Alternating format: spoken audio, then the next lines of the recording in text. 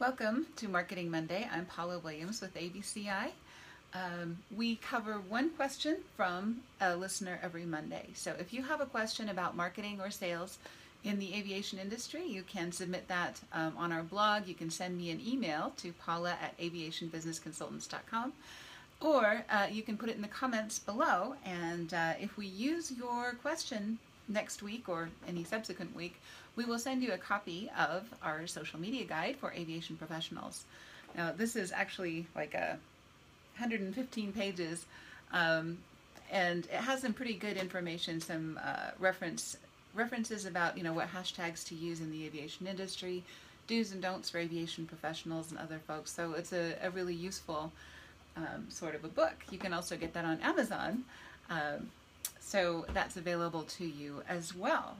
All right, so this week's question is from John, and John gets one of our digital media, our social media books this week.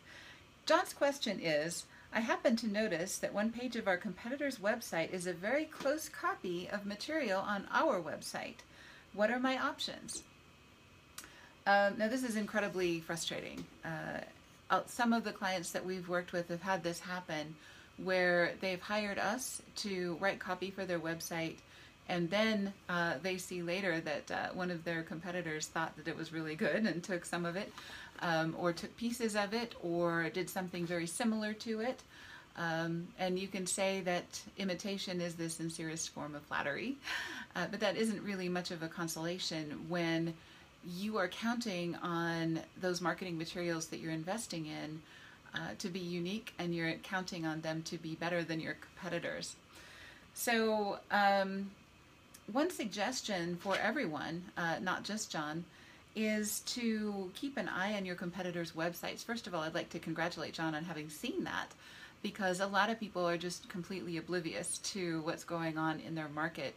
Their competitors may be publishing things that they aren't aware of, and that's not good. So it's good to keep tabs on what your competitors are saying, just so that your salespeople will be aware of it, and so that they'll be able to have an answer when someone asks them about, your competitor is saying thus and so about your product or service.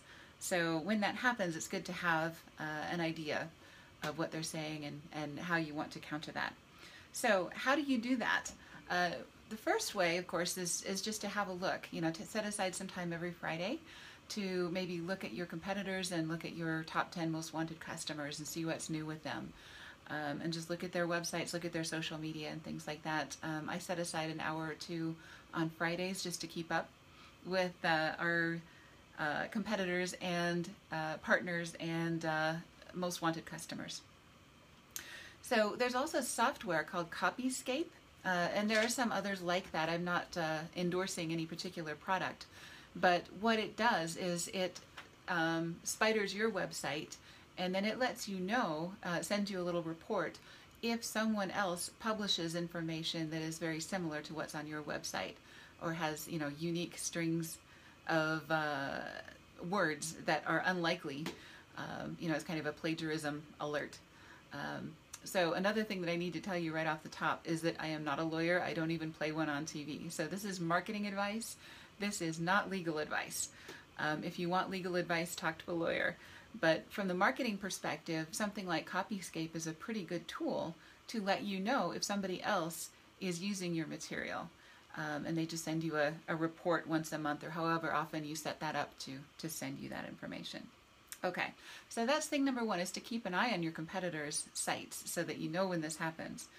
Thing number two is if it's dated material, like a blog post, and your blog post predates their blog post. And this has happened to me at least twice, where a competitor has actually lifted a pretty significant portion of a blog post and used it on their website. Unbelievable, but they do it. People are crazy. So if that is the case, then usually a nice letter is all that's required. When you send them, this is an interesting thing that I found on my website and your website. Here's my post dated this date and your post dated that date. Isn't that interesting? And usually they'll respond being very apologetic and saying, I don't know what happened. In fact, I had one competitor tell me, I had an intern working on my website. I'm not sure how this could have happened, but I'll make sure it never happens again. And the blog post was gone that day. And that's usually what happens, is you'll get a very apologetic letter because people don't know that you're watching, right? Okay. So that's the easy fix. If it's dated material, you can do that. If it is not dated material and you're not absolutely sure who published theirs first, of course, if you wrote it, then chances are yours is original and theirs is not, but you can't really prove that, and you really don't want to get into an argument about that in that way. So what I do in that case is I take a screenshot of my page and of their page, just put that in a file with a date on it, and then I make some improvement to my own page.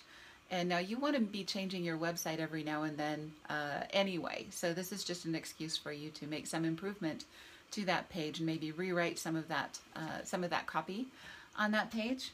And then keep an eye, of course, on your competitor's page. If they change also, then you've got evidence. If you go back to that and say, here's my page, here's your page on this date, and then I changed my page, you changed yours as well. And if that's the case, then once again, a nice letter is usually all that's required. If it's going to take more than that, then you're going to need to talk to an attorney. You can do a cease and desist order, or any number of things. But once again, this is just marketing advice. This is not legal advice. So things that you can do if you have a competitor that's running around chasing after you and copying whatever you do, which is incredibly frustrating. But again, it's also a pretty good indication that you're on the right track, because they don't know what they're doing and you do. So if that's any consolation, congratulations, John. You've got something worth copying. So once again, thank you for your question. And if you have a question, or if you've run into a situation like this, let us know what happened and what you did about it in the comments below. I think that's really interesting how often this sort of thing happens. People think if it's on the web, it's free to copy. It is just insane. But people are people. So once again, if you have a question that you'd like us to answer next Monday or at some other time, submit your question in the comments below. Send me an email. If you want to be anonymous, let me know that. That's fine.